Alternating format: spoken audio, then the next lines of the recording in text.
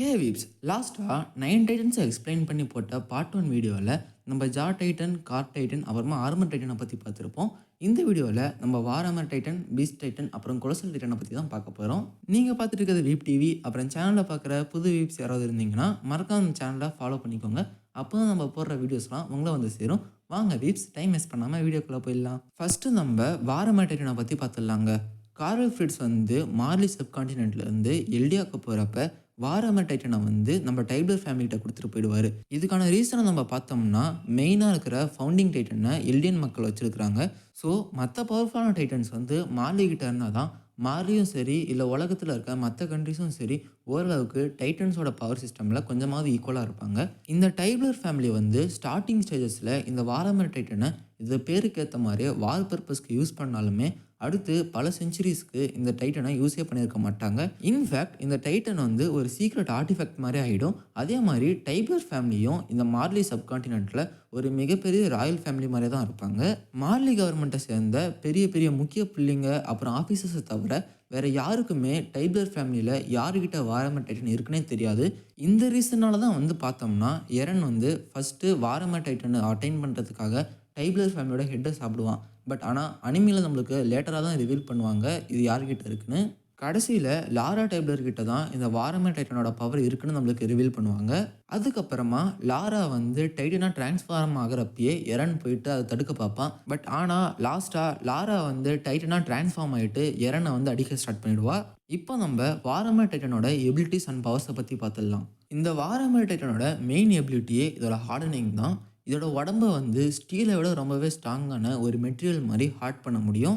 இது மூலயமா வாரமர் டைட்டன் வந்து பல வெப்பன்ஸை க்ரியேட் பண்ணும். உதாரணத்துக்கு கத்தி, சைத், கோடாரி, அப்புறம் ஹேமர் மாதிரி.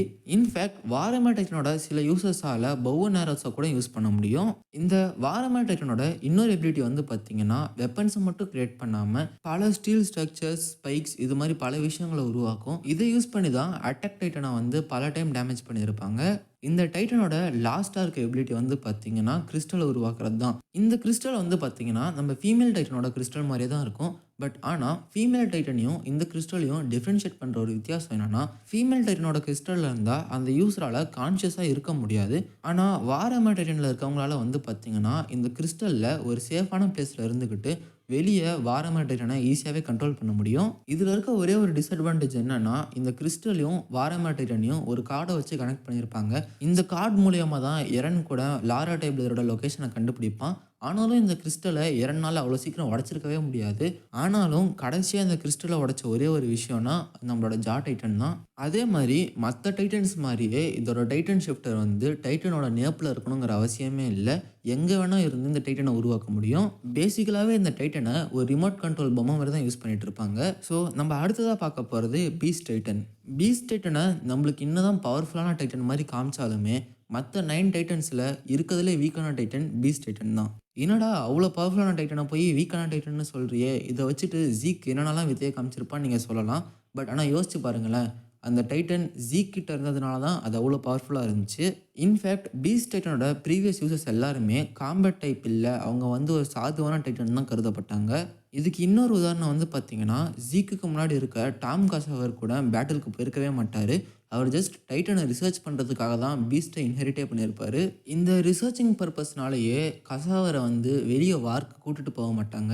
ஆனால் ஜீக்கு வந்து இந்த டைட்டனை இன்ஹெரிட் பண்ணி இந்த டைட்டனோட பவர்ஸை வந்து அவன் கண்டுபிடிச்சதுக்கு அப்புறமா வாரோட மிகப்பெரிய அசட்டாகவே மாறிடுவான். இன்ஃபேக்ட் மார்லியை வந்து நம்ம ஜீக்கை ஒண்டர் பைன்னு தான் கூப்பிடுவாங்க. இப்போ நம்ம பீஸ்டோட பவர்ஸ் அண்ட் எபிலிட்டிஸை பற்றி பார்த்துடலாம். ஃபஸ்ட்டு வந்து அனிமல் ட்ரைட்ஸ் தாங்க. ஏன்னா மற்ற டைட்டன்ஸ்லாம் நம்ம பார்த்தோம்னா எல்லாத்துக்குமே ஹியூமன் ட்ரைட்ஸ் தான் இருக்கும். நம்ம பீஸ்ட்டுக்கு மட்டும்தான் அனிமல் ட்ரைட்ஸ் இருக்கும். ஏன்னா ப்ரீவியஸ் பீஸ்ட் டைட்டன் யூசர்ஸை நம்ம எடுத்து பார்த்தோம்னா அவங்களால முயல், மான், எலி, உல்ஸ், crocodile, எல்க் இது மாதிரி அனிமல்ஸால் தான் மாற முடிஞ்சிச்சு. இன்ஃபேக்ட் பறவைங்க கூடமே இருந்திருக்கு. ஜீக் வந்து பார்த்தீங்கன்னா ஒரு பெரிய ஏப்பா மாதிரி இருப்பான். அதே மாதிரி கசவர் வந்து ஒரு பைஹாண்டு ஷீப்பாக மாதிரி இருப்பார். இதனால தான் இந்த பீஸ்ட்டை வந்து மோஸ்ட்லி யாருமே வார்க்கு யூஸ் பண்ண மாட்டாங்க. ஆனால் இதை ஜீக் யூஸ் பண்ணுறதுக்கான காரணமே அவனோட பவர்ஃபுல்லான த்ரோயிங் எபிலிட்டி தான். இந்த த்ரோயிங் எபிலிட்டி டிஃபால்ட்டாக எல்லா பீஸ்ட் டைட்டனுக்கும் வந்திருக்காது. ஏன்னா ஒவ்வொரு டைட்டனும் அதோட டைட்டன் ஷிஃப்டரை பொறுத்து தான் இருப்பாங்க. ஜீக் வந்து சின்ன வயசுலேருந்தே நிறையா பேஸ்பால் விளாண்டுருப்பான். இதனால ஜீக்கோட பீஸ்ட் டைட்டன் வந்து ஏதாவது ஒரு பொருளை ரொம்ப தூரத்துக்கு தூக்கி போகிற அளவுக்கு நல்லா மஸ்குலராகவே இருக்கும். ஜீக்கோட இன்னொரு பவர்ஃபுல்லான எபிலிட்டி என்னன்னா டைட்டன் கிரியேஷன். ஜீக் வந்து பார்த்தீங்கன்னா, ஒரு ராயல் பிளட்ட சேர்ந்தவன். அதனால ஜீக்கோட ஸ்பைனல் ஃப்ளூயிட வேற ஏதாவது எல்டியனுக்கு நம்ம குடுத்தோம்னா, அவங்களாலேயே ஒரு டைட்டனா மாற முடியும். இன்ஃபாக்ட் வந்து பார்த்தோம்னா, ஜீக் வந்து இத பல எல்டியன்ஸ்க்கு குடுத்துட்டு, அவனோட ஸ்க்ரீம் மூலியமா அவங்கள டைட்டனா மாத்துவான். அதே மாரி ஜீக்கால பல பியூர் டைட்டன்ஸையுமே கண்ட்ரோல் பண்ண முடியும். இத யூஸ் பண்ணி தான் மார்லியோட பல வார்ஸ்ல பல டைட்டன்ஸ த்ரோ பண்ணிட்டு, அவங்க எல்லாத்தையுமே ஜீக் கண்ட்ரோல் பண்ணிட்டு இருப்பான். ஜீக் வந்து பார்த்தீங்கன்னா, ஒரு மினி ஃபவுண்டிங் டைட்டனாவே ஆக்ட் பண்ணிட்டு இருப்பான். நான் ஆல்ரெடி சொன்ன மாரி பீஸ்ட் டைட்டன் வந்து ஜீக் கிட்ட இருந்ததுனால தான் நம்மளுக்கு அவ்வளோ ஸ்ட்ராங்கா தெரிஞ்சுச்சு. அடுத்ததா நம்ம பார்க்க போறது கொலோசல் டைட்டன். இந்த டைட்டன தான் நம்மளுக்கு அனிமியோட ஃபர்ஸ்ட் எபிசோட்ல இன்ட்ரோடியூஸ் பண்ணுவாங்க. இந்த கொலோசல் டைட்டன இன்ஹெரிட் பண்றதுக்காக 843வது வருஷத்துல பெல்டால்ட்ட சூஸ் பண்ணியிருப்பாங்க. அதுக்கப்புறம் பெல்டால்ட்டும் அவங்க கேங்கும் வந்து பார்த்தீங்கன்னா, பாரடி ஐலாண்டுக்கு அந்த மிஷனுக்காக வந்திருப்பாங்க.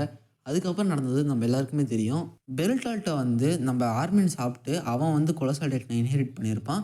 இது மூலியமா தான் மார்லி மேல மிகப்பெரிய அட்டாக்கே எல்டின் எம்பையர் பண்ணியிருக்கோம். இப்போ நம்ம இதோட பவர்ஸ பத்தி பார்க்கலாம் வீப்ஸ். இதோட பவர்ஸ் வந்து பார்த்தீங்கன்னா, ரொம்பவே ஓரளவுக்கு கம்மி அண்ட் சிமிலர் தான். ஃபர்ஸ்ட்டு வந்து இதோட டிரான்ஸ்ஃபார்மேஷன்.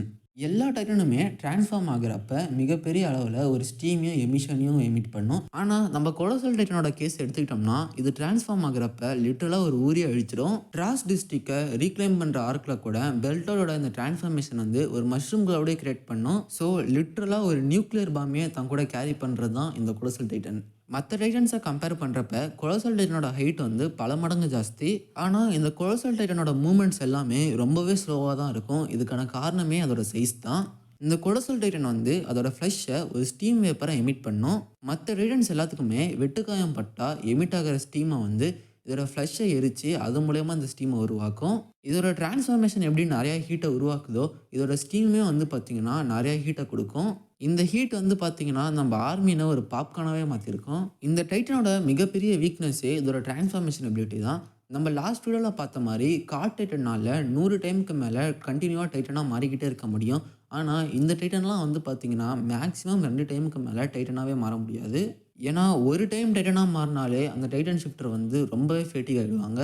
அப்படியே நம்ம நெறைய டைம் இத டைட்டனா மாத்திக்கிட்டே இருந்தா, இதோட ஃப்ளஷ் எல்லாமே போயிட்டு வெறும் ஸ்கெலிட்டனா தான் மாறி நிக்கும். ஸோ, இது மாரி ஸ்கெலிட்டனா மாறுறப்ப ஒருத்தவங்க வந்து ஈஸியாவே இந்த டைட்டன டிஃபீட் பண்ணிடலாம். அதே மாரி இந்த டைட்டன விட்டு டைட்டன் ஷிஃப்டர் வெளிய போறப்பயுமே, அவ்வளோ ஹைட்ல இருந்து அவங்க வெளிய போடுறது ரொம்பவே கஷ்டம்.